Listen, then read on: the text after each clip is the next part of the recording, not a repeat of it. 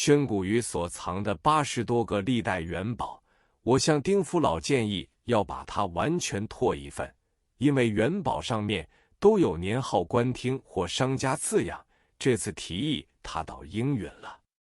只是宣古于古怪而吝啬得很，说他尽管拓，我要监视着，每种只能拓一张。因此这一批古代元宝就没有拓成，至今也未见到有拓本的流传，真是可叹之至。丁福老有一天忽发奇想，说元宝拓不到，银元种类繁多，现在由官方收罗融化，要是我不把这些银元购买或商界来拓一份，那么以后这些银元的真面目将来也没有人知道了。所以你今天诊务完毕之后，该到我这里来商讨如何收购或商界。这天是星期五，是举行周会的日子，江南耆老参加的经常有60-70人。我对丁福老说，这些老绅士正是收购的对象。丁福老说，好极了。于是他就在周会上宣布想要收集各种银元。当时只有陈小石说他有北方银元20多枚，还有一位说收藏旧银元，以前国务总理张国干为最多。我就暗暗告诉丁福老，张国干是丁仲英老师的亲家，现在寄寓在霞飞路沙发花园原址分宅出售的小洋房中，我可以代为设法。袁寒云家或红线壁，忽然间又有一位老翁说，袁世凯的二公子袁克文、韩云也有不少湖南造币厂铸造而成未经使用的红线银元，至少总有一种红线皇帝的纪念币。丁福老一听，手舞足蹈地叫起来，说袁克文是我的老朋友，他有一部宋版的于玄机诗集，以200银元压在我处，本来可以乘机和他交换或商购，可惜他已死了，现在不知这些银元流落在何人之手，他要我去打听下落。袁寒云大约是在民国12年1923来到上海，写得一手好字，又擅长鉴别古董，初到上海时震动文坛，大家莫不以一见韩云为荣。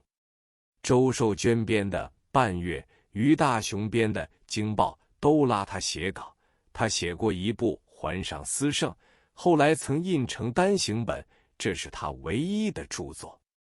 我有小说家张春帆及九尾龟小说作者尹健，曾到他住的寓所里去拜访过一次。只见韩云身材瘦小，但举止很潇洒，斯文雅致，一望而知是一个王孙公子的典型。特别是他的小帽子上还钉着一方玉，谈话时彬彬有礼，一些架子都没有。他与客应对都在烟铺上，吸烟用的器具相当精致。依照他的《环上思圣》说，袁世凯一共有17个儿子，长子克定是嫡母所生，次子就是他。他的母亲是韩国人，姓金，所以他不是嫡出的。3弟至17弟，名叫克良、克端、克全、克环、克齐、克枕、克久、克坚、克安、克度、克相、克节、克和、克藩、克友。他们兄弟17人，由9位庶母所生，可见袁世凯的妾室实在多，不但儿子有17人，女儿也有14个，孙儿更多，他们的名字都是家字辈。在香港清华大学同学会，有一位会长袁嘉林，即是袁世凯孙儿之一。袁寒云也生了3个儿子，叫做嘉谷、嘉章、嘉留。我到他寓所见他时，只有一位太太，也不知道他是何许人。我听他在烟榻上大发宏论，问起他的儿子是否在上海。他很斯文地说，我到上海来，孑然一身，只有我的太太作伴。所以现在我已成为公半伦了。按公半伦的故事，是指东亚病夫在《孽海花》书中写出公定安的儿子对人生五伦、君臣、父子、夫妇、兄弟、朋友什么都没有了，只拥着一个妾室，所以自号为公半伦。我听见他这些话，不便接口，只好谈谈其他的问题就告别了。韩云没有政治头脑，他的大哥克定倒是一个小政治家，怂恿他父亲做皇帝有很大的力量。韩云有文名，常为克定所忌，他为了本身安全计，自请册封为皇二子，表示将来不做储君，不继承皇帝的大业。袁世凯在未登基前，倚着人策划铸造红线纪念币，天津造币厂造了一个款式，奏请皇帝鉴定，不料拍马屁的人多得很。湖南造币厂已先将红线皇帝纪念币试制了400元，现成袁世凯核定，料不到袁世凯的皇帝只做了83天，所以没有核准的红线纪念币都投入炉子中融化掉了。见商务印书馆出版《中国货币论》第6章，英国耿爱德华 Edward Ken 著，蔡寿白译。韩云临走时，从北方随身带了10块这种纪念币，还在《京报》上写过几首记事诗，所以大家知道他藏有红线纪念币的。韩云到上海所带的财物并不多，所以一到上海就以卖文为生，定出润格，请他写文章的人不多，请他写字的人却络绎不绝。他的字实在写得有才气，而且有特别的本事，可以叫2人张纸，自己躺在烟榻上以笔蘸墨，仰天作书。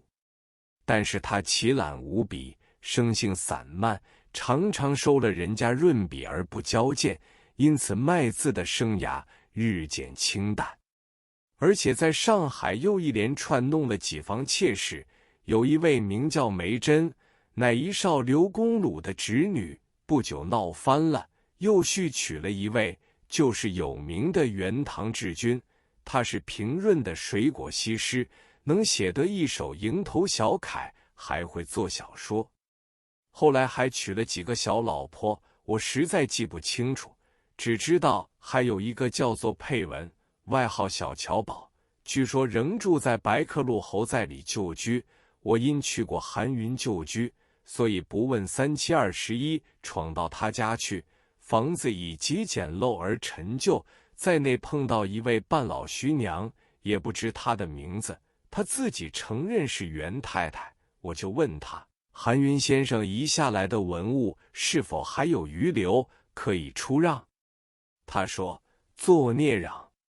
袁先生死下来，只剩几副对联、农药，可以随便拨几店。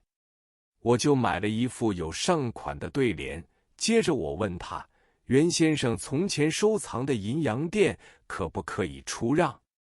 他随手把抽屉角落里的旧洋钿拿出几个来，其中有一块正是丁福老要寻的红线皇帝纪念币，我就花了15倍的代价把它换过来。那位徐娘喜形于色，其实我心中比她还要高兴，只是表面上不露出来而已。